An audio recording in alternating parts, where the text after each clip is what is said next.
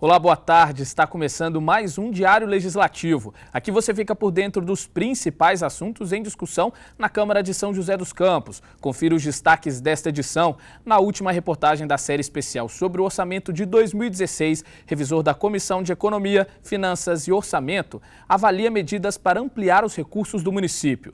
Câmara realiza lançamento do site Promemória, parceria do Legislativo, Univap e Fundação Cultural. E tem arte aqui no Diário. Exposição de fotos apresenta ao público um pouco da memória industrial de São José. Seja muito bem-vindo, o Diário Legislativo está no ar.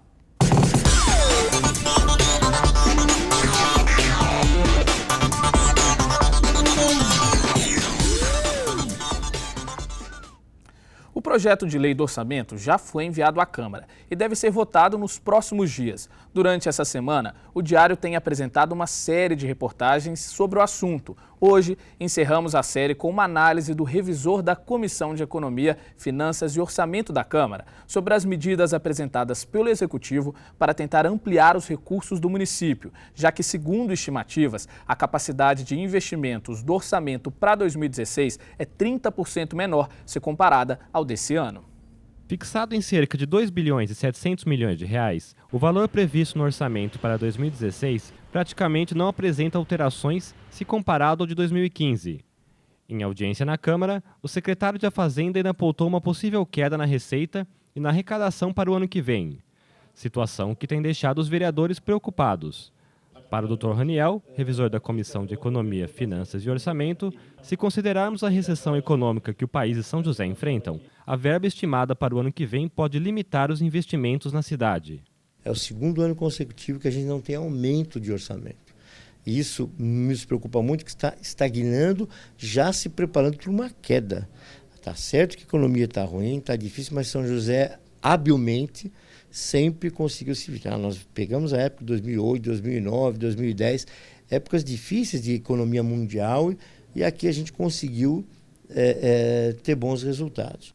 Como possível solução para o menor aporte de investimentos, o Executivo aponta arrecadar recursos por meio do pagamento da dívida ativa dos contribuintes em débito com o município. Medida questionada pelo revisor da Comissão de Economia, Finanças e Orçamento da Câmara. Esperamos melhorar a eficiência da nossa arrecadação, especialmente da arrecadação da dívida ativa. O município hoje tem cerca de 45 mil contribuintes que devem para o município, entre pessoa física e pessoa jurídica, que deve mais de 1,5 bi para o município, né? Neste momento estamos oferecendo alguns benefícios para que essas pessoas acertem essas dívidas, né? E se nesse momento estamos oferecendo benefícios, né, ao momento seguinte, né, nós vamos usar todos os instrumentos possíveis para cobrar essa dívida, né? Seja lá judiciais, seja protestando, mas vamos atrás de cobrar essas dívidas que contribuintes têm com a municipalidade. O governo vai tentar trabalhar com o levantamento do dinheiro da dívida ativa, que aparentemente é muito grande, mas é um dinheiro que não existe, é um dinheiro digital, como eu costumo dizer. Ele não funciona, ele é uma moeda podre, como antigamente se chamava. É muito difícil você fazer o levantamento dessa dívida ativa, né? As outras opções são venda de ações, são contratos de energia elétrica. Volto a dizer, nós nos preocupamos muito porque se for o lastro de investimento desse governo baseado nesse tipo de arrecadação, definitivamente nós não vamos conseguir praticamente nada em 2016. Se a gente conseguir pagar as contas, eu já vou estar dando por satisfeito. Com a verba orçamentária e capacidade de investimentos em previsão de queda, o vereador ainda revela uma preocupação quanto ao endividamento da prefeitura. 2016 vai ser um ano muito difícil, né? Se o cobertor é curto, e é curto, ele tem que ser muito bem trabalhado, né? E a gente não está vendo isso acontecer. Essa é a grande preocupação. Eu tenho algumas falas aí, a gente até se preocupa muito em relação ao funcionalismo, a coisa pública funcionar, chegando no final do ano que vem sem condição de pagar suas dívidas. Isso muito nos preocupa. Esse ano, possivelmente com o impacto aí das quedas, na queda da receita, né? Nós estamos fazendo um esforço para tentar fechar equilibrado, mas está difícil. Está muito difícil. Possivelmente, praticamente estamos terminando novembro, né? é praticamente inevitável que fechemos com algum déficit. Agora, vamos tentar fazer que isso seja o menor possível, né? Para não ter o menor impacto possível também no ano seguinte, né? Uma alternativa para aliviar as contas e as dívidas da Prefeitura, segundo o revisor da Comissão de Economia, Finanças e Orçamento, seria dialogar com os credores e encontrar uma solução. A Câmara Municipal poderia auxiliar nesse processo. A primeira coisa que o Poder Executivo tem que fazer é realmente colocar suas contas todas no papel, fazer uma força-tarefa entre eles ali administrativamente, para tentar saber quais são as dívidas, todas elas, elencá-las uma a uma, serviço de casa, gente, trabalhinho de casa. Chamar a Câmara para discutir essas dívidas, chamar aqueles credores para que você possa fazer um novo acordo, porque a gente sabe que muito credor aí não está recebendo. A gente tem história de mais de 2.000 protestos contra a Prefeitura por falta de pagamento, que em 2015 é um ano vexatório, estamos devendo para muita gente. Esse executivo me preocupa muito porque vai sobrar para quem vir em 2017. E em função do projeto de lei do orçamento de 2016, os vereadores votaram durante a sessão desta quinta-feira projetos de lei que apresentam correções no plano plurianual do município e na LDO, Lei de Diretrizes Orçamentárias. Agora a gente confere um balanço da votação, que contou também com outros projetos em pauta. Acompanhe. 3 projetos de lei foram aprovados por unanimidade durante a 74ª sessão ordinária, 2 encaminhados pelo Executivo. O primeiro altera o plano plurianual que estabelece ações, programas e investimentos do Poder Executivo para os anos de 2014 a 2017. Das 8 emendas que o projeto recebeu, apenas uma foi aprovada. Também com o objetivo de adequar as metas ao orçamento previsto para 2016, foram aprovadas alterações na Lei de Diretrizes Orçamentárias, aprovada em junho deste ano. Todas as emendas votadas foram rejeitadas.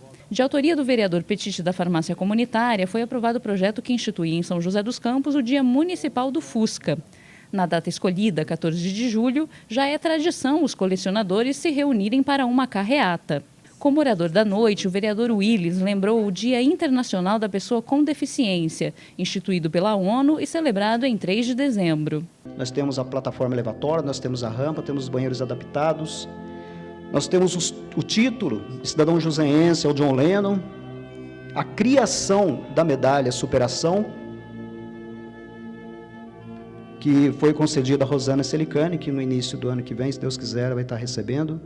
A semana de conscientização sobre a síndrome de Williams e também a semana de conscientização sobre conscientização sobre o autismo. Nós temos nessa casa autorizado o projeto que também eu criei para concessão de cadeiras de rodas para pessoa com poliomielite e de baixa renda. Ainda durante a sessão foi realizado o lançamento do novo site do Promemória, fruto de parceria entre a Câmara, a Univap, o Arquivo Público Municipal e a Fundação Cultural Cassiano Ricardo. O portal foi remodelado e ganhou novos conteúdos como documentos antigos e pesquisas acadêmicas que revelam a história de São José dos Campos. Confira a 74ª sessão ordinária na íntegra em nosso canal do YouTube. E você conhece o passado de São José dos Campos? Boa parte da história da nossa cidade está registrada no projeto Promemória, uma parceria entre a Câmara Municipal, a Univap e a Fundação Cultural Cassiano Ricardo. A ideia é resgatar a origem de São José por meio da preservação de documentos históricos. E o acervo do Promemória está disponível no site do projeto, que foi reformulado. O lançamento oficial do novo portal foi realizado na Câmara. Acompanhe.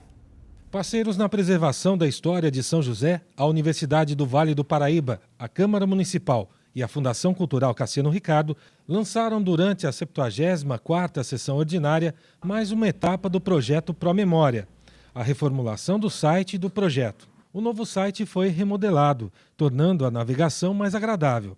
Nele é possível conhecer as origens da cidade. Uma série de documentos do século XIX está à disposição do público para consulta. Nós temos um relato de como que foi a elevação no dia de inauguração, no dia 27 de julho de 1767. E lá nessa documentação consta que os índios da aldeia cantaram uma música que inclusive está no site, né? te Deum, laudamos, louvamos a ti, Senhor.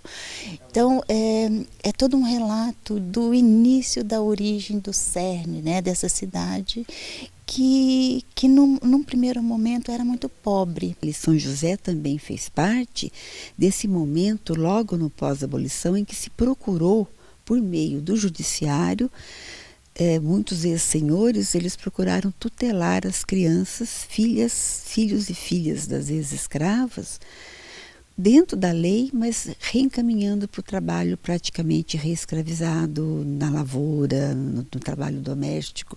Essa documentação está sendo colocada no site. Durante a cerimônia, as novidades do site foram apresentadas aos vereadores e ao público. O destaque do novo portal é a maior capacidade de armazenamento de documentos. Grande parte do acervo que está disponível no site vem do Arquivo Público de São José. O Arquivo Público do município tem em torno de 2 milhões de documentos, de conjuntos documentais.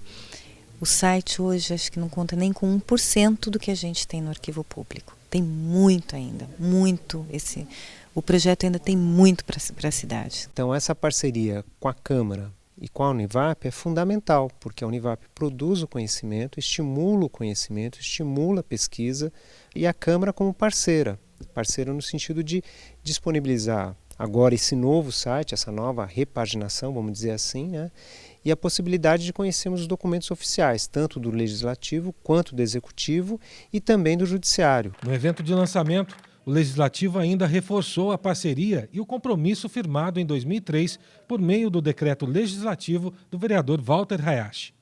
Assinamos esse termo de cooperação para manter vivo, né, esse trabalho tão bonito que o pessoal que estuda história deixa para as nossas gerações, né, atuais e futuras. Iniciativa que está tendo aqui da Câmara Municipal, que iniciou-se com o vereador Walter Hayashi, passou por todos os outros presidentes e agora fazendo essa reformulação, que a gente possa aí ter grandes êxitos e resgatando mais ainda a memória legislativa dessa casa e resgatando a memória da nossa cidade. Você pode acessar os documentos através do site do Legislativo, www.câmarasjc.sp.gov.br.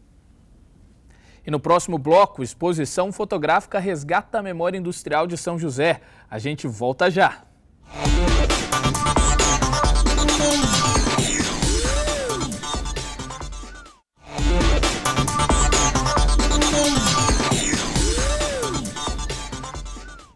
E nós começamos o segundo bloco do Diário falando de arte. A exposição Por Entre Fios está à mostra no Centro Cultural Clemente Gomes e vai levar ao público um resgate da origem industrial de São José. São fotos que apresentam um pouco da história da tecelagem Paraíba, da Embraer e outras empresas que se instalaram na cidade. A repórter Gisele Lopes conversou com algumas das idealizadoras do projeto e traz mais informações para a gente. Gisele, boa tarde.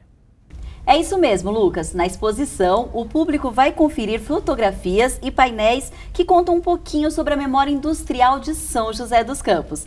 E ao meu lado estão Bianca Oliveira e Nathalie Rocha, que são responsáveis por esse projeto. O projeto é uma iniciativa do coletivo Cria Mundo. Olá, meninas, tudo bem? Olá. Joia. Bom, Nathalie, primeiro eu gostaria que você falasse um pouquinho sobre essa exposição. São 30 fotos, né? E 3 painéis. Conta um pouquinho sobre a exposição. Isso. Durante a produção do documentário, nós realizamos mais de 7.000 fotos. São 3.000 fotos, na verdade, no site. E para a exposição, nós selecionamos 30 fotos que estão impressas no material produzido tudo por nós, né? A impressão em lona, a moldura fomos nós que fizemos. Então são 30 dessas fotos que resumidamente contam a história da tecelagem Paraíba. E tem 3 painéis. Um painel ele é tipo interativo e outros 2 são com gigantografias. São 2 fotos de panorâmicas pegando o interior da fábrica, de 3 metros de largura o painel, então é bem bacana. Nossa, imagino. E nós sabemos também que um documentário, né? Vocês também elaboraram um documentário que compõe essa exposição. Então explica pra gente como que é, Bianca. Isso, nós fizemos um filme, né, também, de aproximadamente 55 minutos, e nesse filme não é a nossa visão sobre a história da tecelagem Paraíba. Nós deixamos que os personagens contassem a história. Então são depoimentos de antigos funcionários, pessoas, né, que viviam em torno da fábrica e também ícones, né, da cidade, como Osiris Silva, grande empresário, Maurício de Souza, que teve parceria com a tecelagem por quase 2 décadas, e pessoas que cresceram vendo a tecelagem fazendo parte de São José. Bacana. E quanto tempo levou, né? Quanto tempo vocês gastaram até que a exposição, de fato, né, fosse concluída e ficasse ali prontinha? A gente começou as pesquisas em setembro de 2012. Final de 2012, novembro, mais ou menos, dezembro, nós começamos a primeira pesquisa dentro do arquivo público. Tem muito material da tecelagem lá. E as gravações em 2013, em fevereiro, até vir a aprovação e tal, para a gente ter acesso ao financiamento, nós levamos praticamente 2 anos. Sim. Porque foi em novembro de 2014, faz 1 ano, que nós lançamos essa exposição. Nossa, é um tempo bacana. Tá, e nós estamos curiosos aqui, né? Eu sei que o telespectador também quer saber o porquê do nome Por Entre Fios dessa exposição. A tecelagem, ela tem várias histórias paralelas, né? Ela tem a própria história em si da fábrica de cobertores e tem a história dessas famílias todas envolvidas. Sim, muitas pessoas, né? Muitas pessoas trabalharam. Praticamente a Zona Norte inteira de São José. A Zona Norte, na verdade, ela foi criada em torno da tecelagem Em torno Paraíba, da tecelagem, né? Paraíba e da Vaz também. Né? Eram as duas maiores na época. Então, são essas histórias que compõem. Então, Por Entre Fios faz associação aos fios da tecelagem e também a diversas histórias que aí cada um tem a sua forma de interpretar. Bacana, legal, com certeza. Então, vale a pena conferir a exposição e aí lá você vai descobrir aí por quê Por Entre Fios. Tá, e nós sabemos também que essa exposição é uma criação do projeto coletivo Criamundo, né? E eu gostaria que vocês explicassem um pouquinho, porque vocês trabalham com outros projetos também, não só essa exposição. Então, fala um pouquinho do Criamundo. O Criamundo, ele é um coletivo de profissionais da área de comunicação. Então, são fotógrafos, cinegrafistas. Nós nascemos junto com Por Entre Fios, praticamente junto. Então, nós resolvemos fazer esse documentário de resgate histórico e todos os nossos trabalhos têm esse foco. Resgatar a história da região, algum elemento da região e permanecer, fazer a manutenção para que não se apague com o tempo. Então, nós temos projeto, até inclusive agora, nós vamos começar um projeto no Vale Histórico. Então, não é ligado à indústria, mas o que a gente puder resgatar. Na verdade, vocês estão resgatando a memória do São José dos Campos, né? Isso é muito importante. Isso. Bacana, ótimo, perfeito. E qual a importância, já que nós estamos falando tanto de resgatar a memória, qual a importância, Bianca, de resgatar esse lado industrial de São José, né? São José passou por várias fases. A gente sabe daquela fase de tratamento de tuberculosos, aí depois vem a fase industrial. E por que resgatar essa fase, essa parte da história? Então, porque muito se estuda, né, se conhece sobre as fases mais antigas de São José.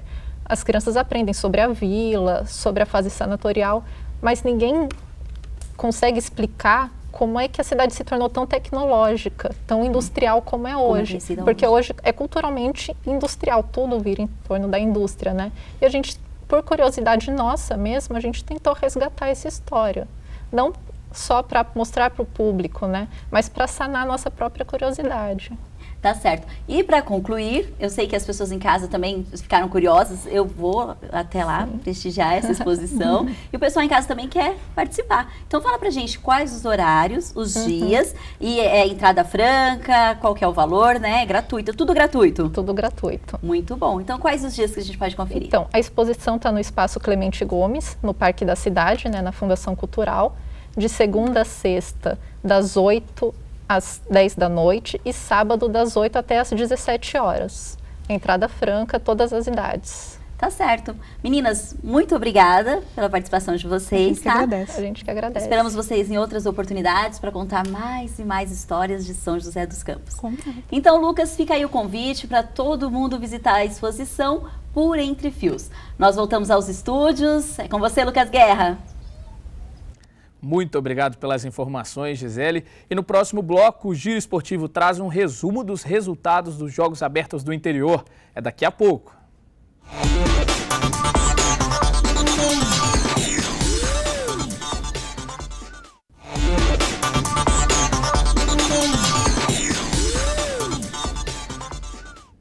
Olá, estamos de volta com o Diário Legislativo. Você está à procura de emprego em São José? Então fique atento às vagas disponíveis no Pátio da Cidade.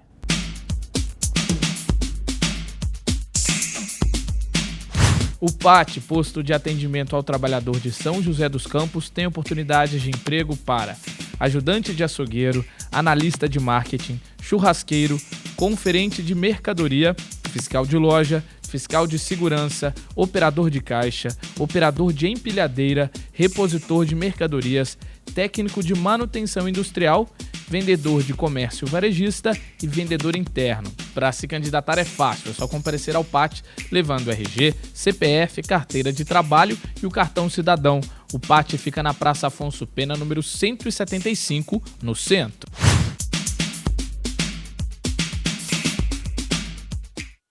E já sabe o que fazer no fim de semana? Tem muitas atrações em São José e a gente confere quais agora na nossa agenda cultural.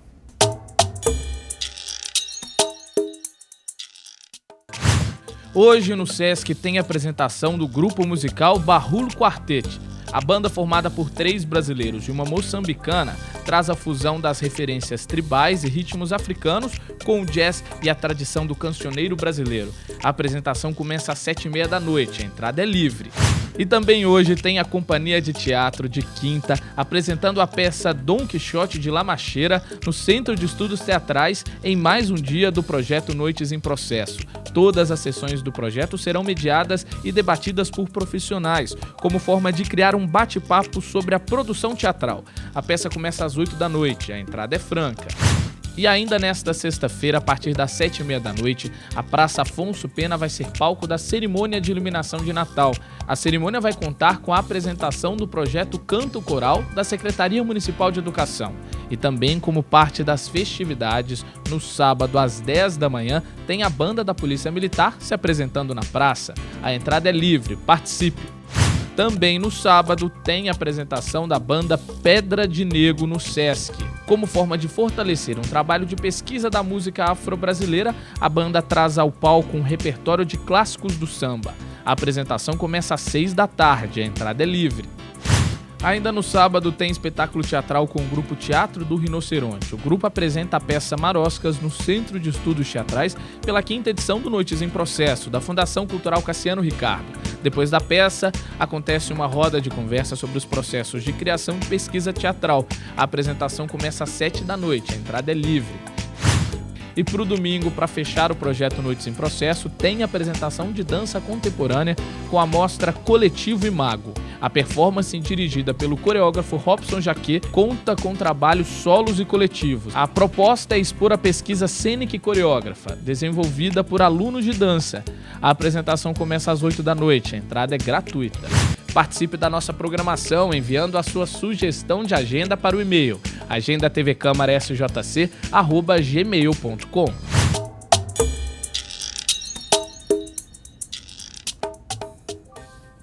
E agora é hora de saber qual é a previsão do tempo para esse fim de semana.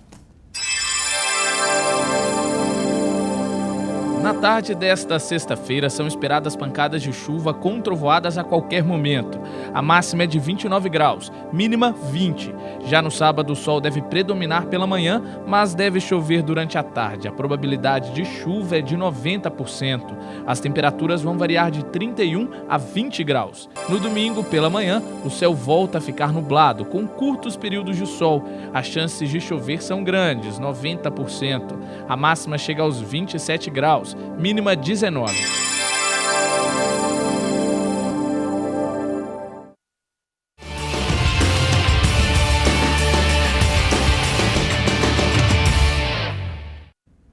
E o Giro Esportivo te coloca por dentro de tudo que rola no esporte joseense. Nós dedicamos essa semana para apresentar um balanço dos resultados dos Jogos Abertos do Interior. Estamos aqui no estúdio com o repórter Daniel Melo, que traz para a gente todas as informações. Daniel, muito boa tarde, muito obrigado pela presença. E hoje a gente começa falando dos Jogos Abertos do Interior, falando do quadro de medalhas. Teve alteração na posição de São José?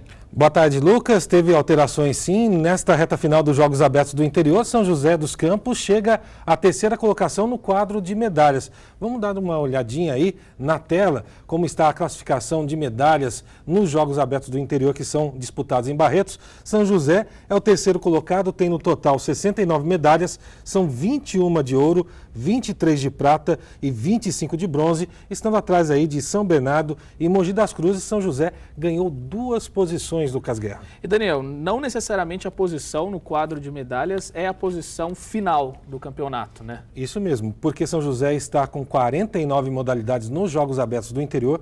Dessas 49 modalidades, 40 pontuam e a classificação até o 4º dia de competições, ontem à noite, era a seguinte: São Bernardo liderava com 71 pontos, seguido de Piracicaba com 67 e São José dos Campos com 61. Com os resultados de hoje e os resultados de amanhã, que teremos dos Jogos Abertos do Interior, São José possivelmente pode chegar aí à primeira colocação. E tem um detalhe: a equipe de futebol feminino empatou na manhã de hoje em 2-2 com o Centro Olímpico nos pênaltis, venceu por 4-3 e vai fazer a final no sábado. Adivinha com quem, Lucas? Com o Rio Preto. Com o Rio Preto. Rio Preto, que é o adversário, além dos Jogos Abertos do Interior, amanhã cedo, o da noite de domingo, aqui no estádio Martins Pereira, quando acontece a final do Campeonato Brasileiro, o único título que o São José não tem. Que é uma grande decisão, né, Daniel? E o São José, as meninas da Águia, precisam do apoio do torcedor. Não, com certeza, para conseguir esse título. Agora, também tem jogo no basquete, né? Esse fim de semana retomam outras competições, né? Sim, o basquete de São José dos Campos volta ao NBB na noite de hoje. Também tem a final dos Jogos Abertos do Interior junto, só que a equipe sub-22 ficou em Barretos para duelar contra o Sorocaba. Na noite de hoje, logo mais às 7h30 da noite, a equipe encara o Minas Tênis Clube em Belo Horizonte pela 8ª rodada da primeira fase. O São José é o 6º colocado na competição. E a gente não pode esquecer do vôlei, né? Superliga tem jogo de São José também, né? E um duelo muito difícil contra o 2º colocado da competição, o Sada Cruzeiro, em Contagem, em Minas Gerais. O São José tem 3 vitórias e 3 derrotas, precisa voltar a vencer para subir um pouco mais na tabela. A equipe joseense joga no ginásio de Contagem com transmissão da TV sábado às 15:45 da tarde. Daniel, muito obrigado pelas informações e fica aqui a nossa força aí para todas as modalidades de São José que vão estar competindo esse fim de semana. Com certeza, e quem sabe comemorando o tricampeonato dos Jogos Abertos na próxima segunda-feira. Vamos torcer. Muito obrigado. E o Diário Legislativo fica por aqui. Muito obrigado pela sua companhia. Tenha uma boa tarde e até amanhã.